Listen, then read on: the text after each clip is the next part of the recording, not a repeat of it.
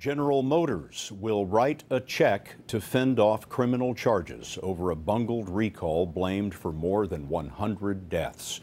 $900 million to settle the federal charges, another $575 million to settle civil lawsuits.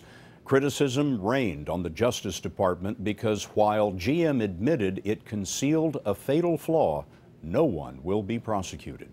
Here's Jeff Glor. The individuals at GM need to be held accountable.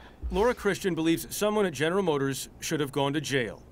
Her 16-year-old daughter Amber died in a Chevy Cobalt 10 years ago. GM spent the next decade denying there was any safety issue with a faulty ignition switch. But the company has now agreed to pay out compensation for 124 deaths and 275 injuries. I just feel bad for all the other parents out there that will never feel like they have received true justice. The ignition switch in affected vehicles could be bumped or jarred, moving it from the run to accessory or off position. That shuts the car off, disabling vehicle safety systems, including airbags.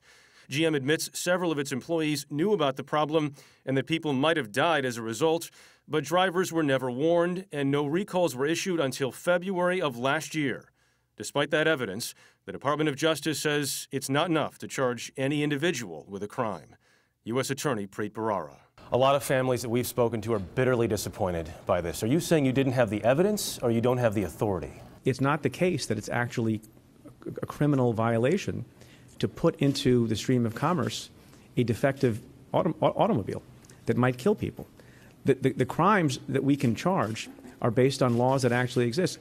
GM's CEO Mary Barra said in an employee town hall this afternoon the company is committed to change from the inside. I have said many times I wish I could turn back the clock. If we could, we would, but we can't. What we can do is make sure we respond in the right way, and we have done that in this case, and we will continue to do so in everything.